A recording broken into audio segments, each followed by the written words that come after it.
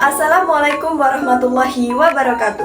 Perkenalkan, nama saya Fazahra Ramadhani dengan NIM 8584589808. Saya adalah mahasiswa semester 6 dari UPBJJ Universitas Terbuka Samarinda dengan program studi PGSD. Pada hari ini, saya akan melakukan kegiatan praktikum IPA dengan modul makanan mengenai pencernaan makanan. Adapun judul dari kegiatan praktikum yang akan saya lakukan pada hari ini yaitu mengenai struktur sistem pencernaan dengan tujuannya yaitu untuk dapat mengurutkan bagian dari sistem pencernaan.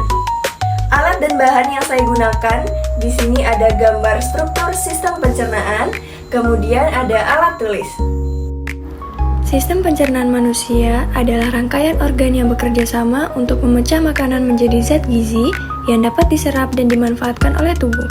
Sistem ini terdiri dari saluran pencernaan utama dan organ pencernaan tambahan, yang masing-masing memiliki peran khusus dalam proses pencernaan mekanik maupun kimiawi. Bagian-bagian utama dalam saluran pencernaan pada manusia adalah mulut, kerongkongan, lambung, usus halus, usus besar, rektum, dan anus.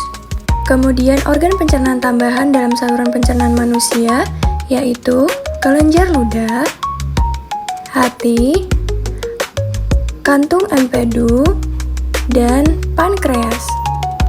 Makanan masuk melalui mulut, di mana proses pencernaan pertama terjadi.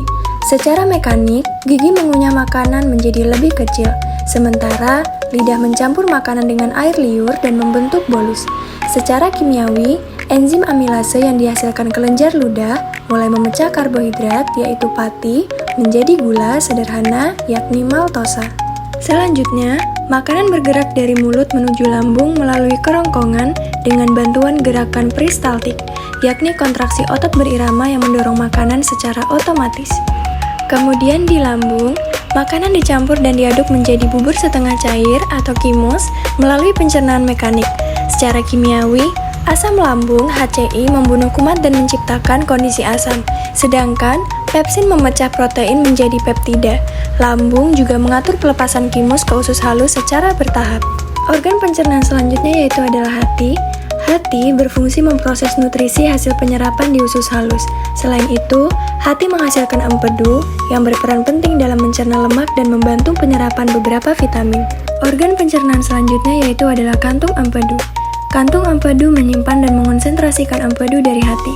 Empedu dilepaskan ke duodenum di usus halus untuk membantu penguraian lemak menjadi butiran kecil agar lebih mudah dicerna oleh enzim lipase. Organ pencernaan selanjutnya yaitu adalah pankreas.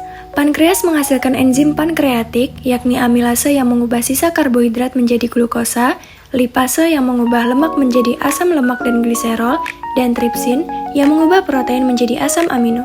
Pankreas juga mengeluarkan bikarbonat untuk menetralkan asam lambung sehingga pencernaan di usus halus optimal.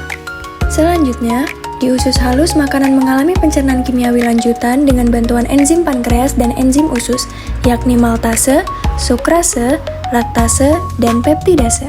Zat gizi hasil pencernaan glukosa, asam amino, dan asam lemak yang diserap melalui villi dan mikrofili ke dalam darah dan getah bening untuk didistribusikan ke seluruh tubuh. Dan sisa makanan yang tidak tercerna akan masuk ke usus besar, di mana air dan garam mineral diserap. Feses terbentuk dan bakteri baik membantu proses pembusukan sisa makanan serta sintesis vitamin K. Organ selanjutnya yakni adalah rektum, yaitu ruang lurus sepanjang lebih kurang 20 cm yang menghubungkan usus besar ke anus. Fungsinya yaitu untuk menampung feses sementara, memberi sinyal kepada tubuh tentang adanya feses, dan menahan feses hingga waktu pengeluaran tiba. Dan organ pencernaan manusia yang terakhir yaitu anus, yaitu merupakan bagian terakhir dari saluran pencernaan, berupa saluran sepanjang lebih kurang 5 cm dengan otot dasar panggul dan 2 sfinkter anal, yakni internal dan eksternal. Anus mampu mendeteksi isi rektum, baik berupa cair, gas, atau padat, dan mengontrol pengeluaran feses melalui otot sfinkter, sementara otot dasar panggul membantu mencegah keluarnya feses sebelum waktunya.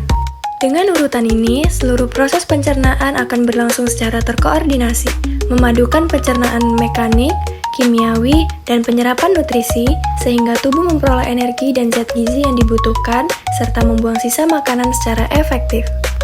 Kesimpulan dari pengamatan mengenai organ-organ pencernaan manusia yaitu, sistem pencernaan manusia merupakan rangkaian organ yang bekerja secara terkoordinasi untuk mengolah makanan menjadi zat gizi yang dapat diserap tubuh. Proses pencernaan meliputi tahap mekanik, seperti pengunyahan dan pengadukan makanan, serta tahap kimiawi melalui enzim yang dihasilkan oleh berbagai organ, termasuk mulut, lambung, pankreas, dan usus halus. Organ tambahan seperti hati dan kantung empedu berperan penting dalam pencernaan lemak. Usus halus menjadi tempat utama penyerapan nutrisi, sedangkan usus besar, rektum, dan anus berperan dalam penyerapan sisa air dan mineral serta membuang feses. Dengan kerjasama seluruh organ ini, tubuh dapat memperoleh energi dan nutrisi yang dibutuhkan sekaligus membuang sisa makanan secara efisien.